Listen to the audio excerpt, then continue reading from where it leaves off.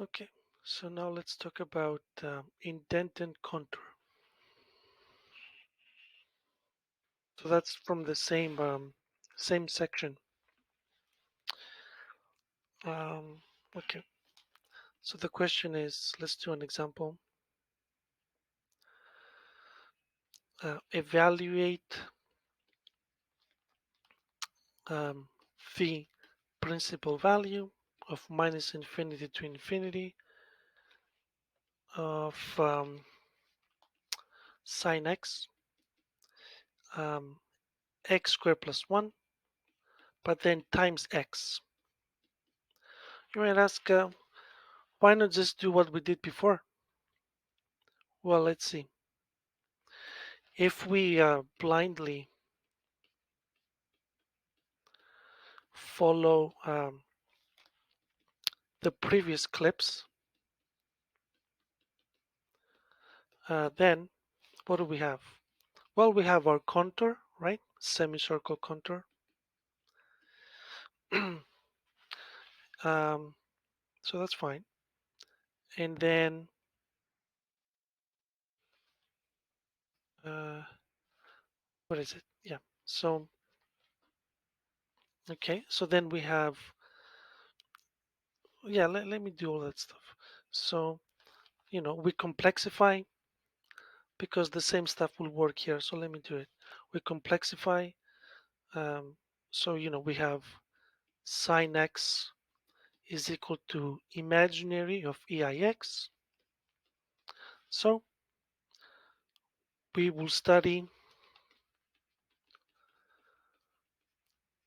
the integral C um, of EIZ and then, right, z squared plus 1 times z dz. All right. Now, what's the problem here? Well, ideally, right? So you have your minus RR f of x.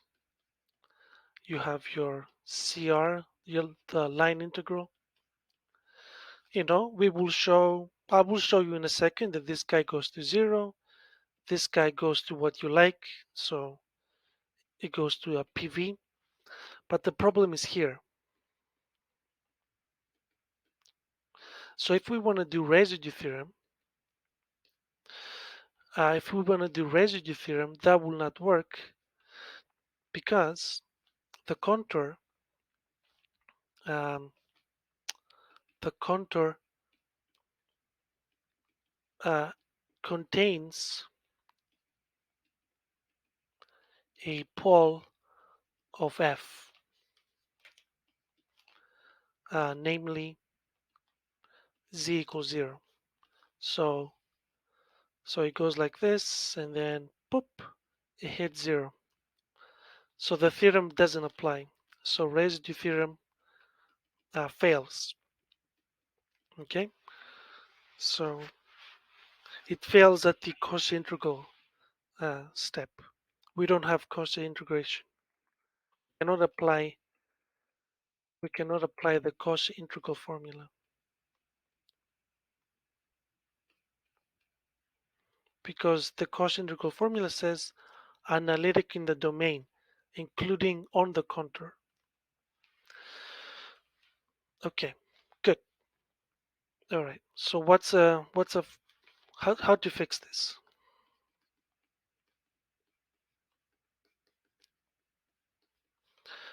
We deform the contour to avoid the pole.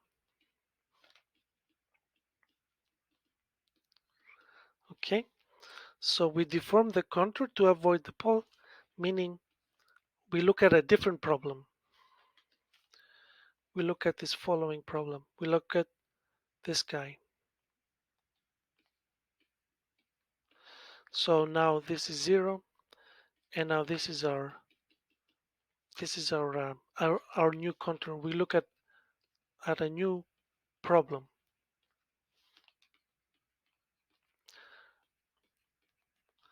The previous problem will not work. Okay, so we look at this guy and we take radius small epsilon. So this is minus epsilon, this is epsilon. Okay, so circle z equal to epsilon for very small epsilon going to 0. Okay, so what's the new problem?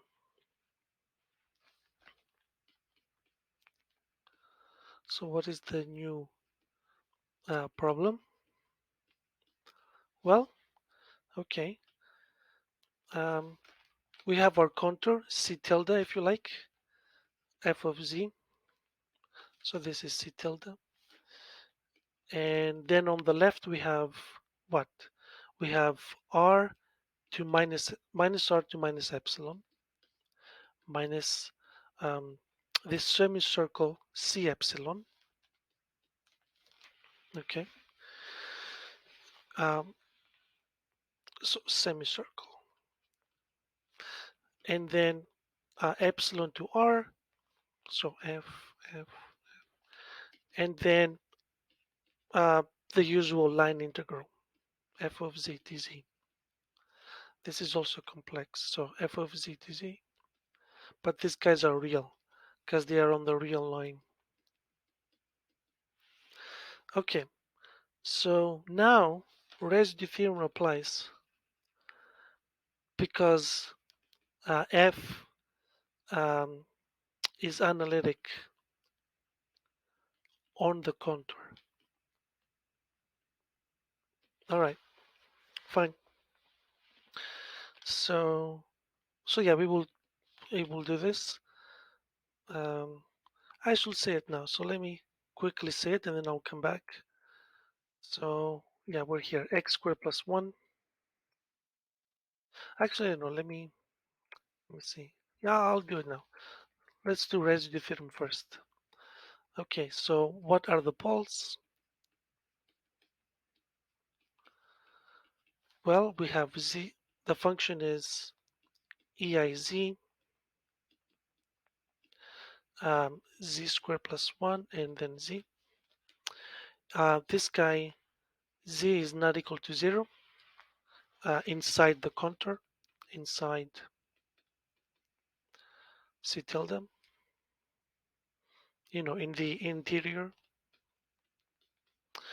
So, and also we have z squared plus 1 is z minus I, z plus I,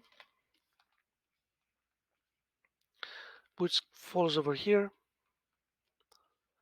Okay, so only I shows up. Only pole, only relevant pole is z equal to I of order 1. As you can see from here, it has order 1. Okay, so yeah, let me finish it. So we have 2 pi I. So the left hand side will equal 2 pi I residue of f at I of order 1. And I did this here. Okay, so so this guy, so yeah, this is 2 pi I z minus I eiz z squared plus 1 z evaluated z equal I.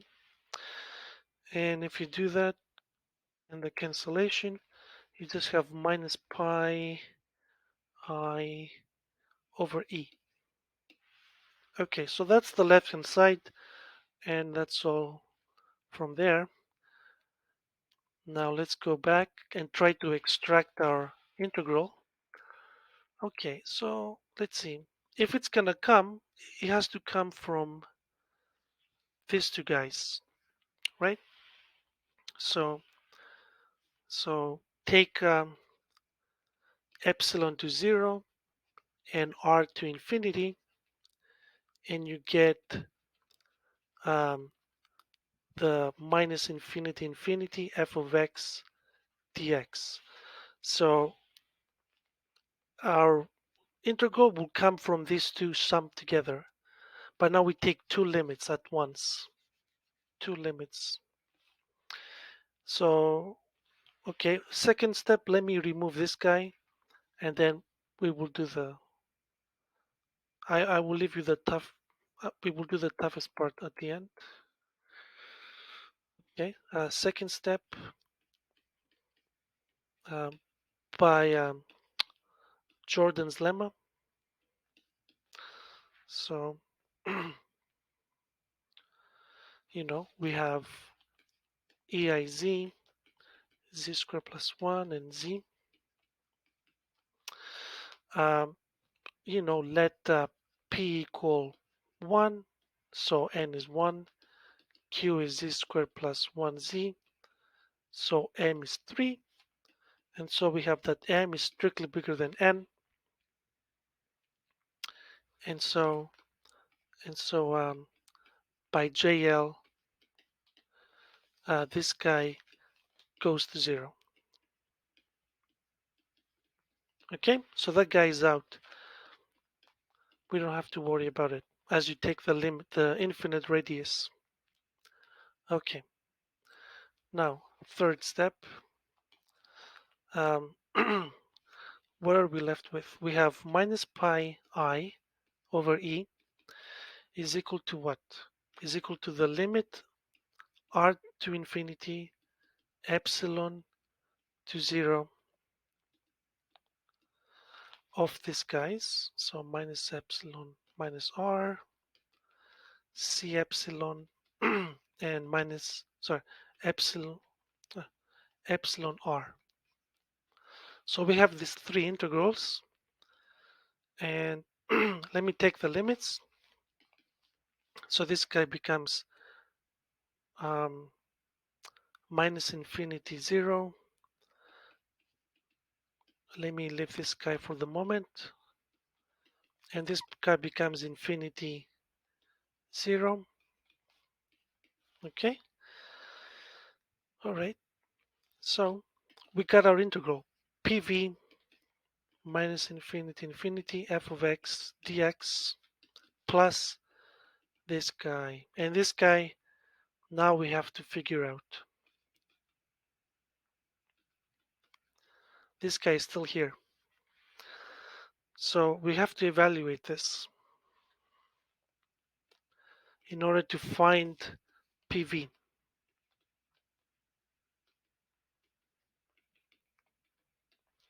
Okay. All right. So how are we going to do this? Well, let's write it down. Let's write it in polar. Um, so you won't have to do this. This is I'm showing you how to do it. Then I will do an example where we just use the following lemma. Um, in fact, let me mention the lemma right here. So let me just tell you what the lemma is. This is in your book as well. So if f has a simple pole, how are we doing with time? Yeah, let me, I'll do the lemma here. If f has a simple pole, meaning order 1 on the real axis, okay, then we have the following. If you take the limit in epsilon going to 0 of c epsilon f of z dz, then this guy is not 0. It's equal to something. It's equal to pi I residue of f. Um, let me call this pole z naught at z naught, and it's order 1. So I might as well write it. So it's pi I z minus z naught f of z evaluated at z naught. Okay, so that's the lemma. Let me prove it to you. It's quite short. Okay. So in the future, you can just use this lemma and you'll be done. So let me prove the lemma and then we will finish it. Um, okay, so since f has a simple pole at z naught, you have the following Laurent series. F of z is equal to a minus 1, z minus z naught, right? And then you have the analytic part, so a naught, a1, minus z naught, and so on. Call this guy analytic part. So let me call it gz. Okay, all right. Now let's move into polar. Okay, so we have this guy c epsilon f of z dz. This is a semicircle, right? So 0 pi, and we have f of epsilon ei theta, epsilon I ei theta d theta. This is our integral, right? Because let me draw the picture. We had something like this, and then we had a little bump, a little indent. Okay, so that's the indent, and it was radius epsilon. Okay, so far so good. Now let me use the Laurent series. Uh, oh, but it's right. It's centered at z naught, so plus z naught, right? So I'm doing it the general case. So it's centered at z naught. Yeah. Okay. So 0 pi. Then you have a inverse epsilon ei theta plus z naught minus z naught, and then the analytic stuff epsilon ei theta, but that's not really relevant. Okay, good. Let me take absolute. No, it's equality. All right. Um, what's next? Let's see. So let's split this guy. First guy comes out as a constant, 0 pi. Then we have epsilon I ei theta, epsilon ei theta d theta. That's one guy. And then the rest.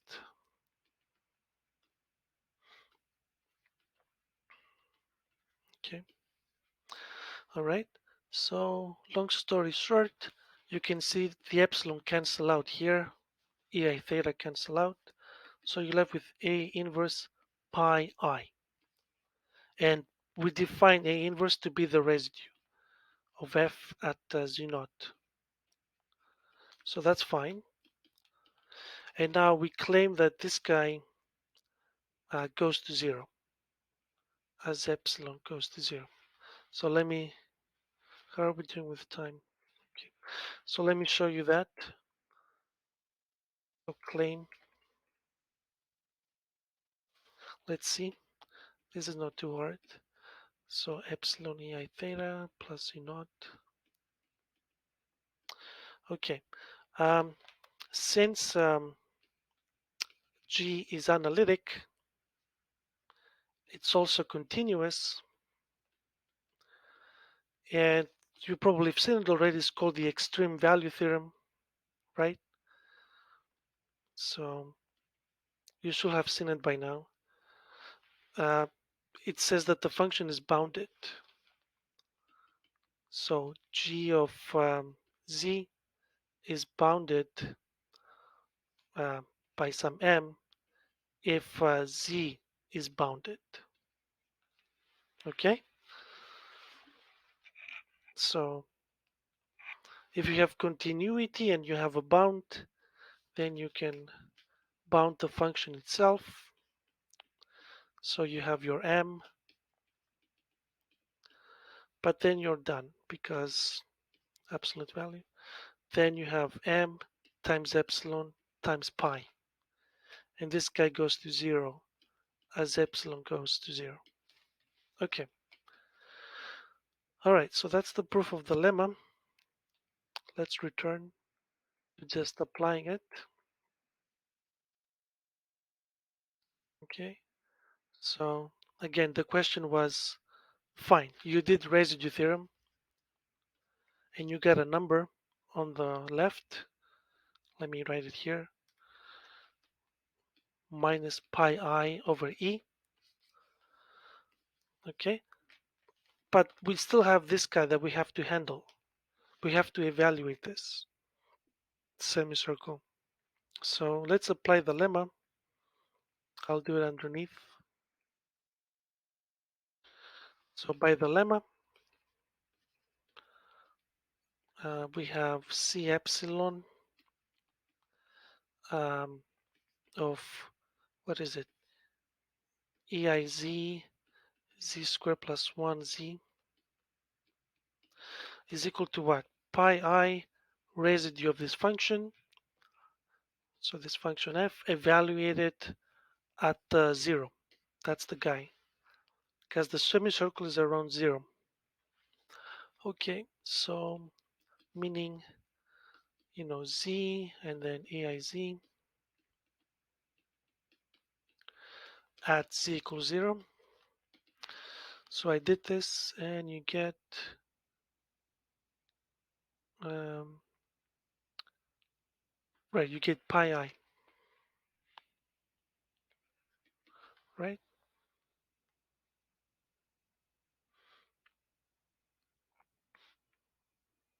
Yeah. Okay.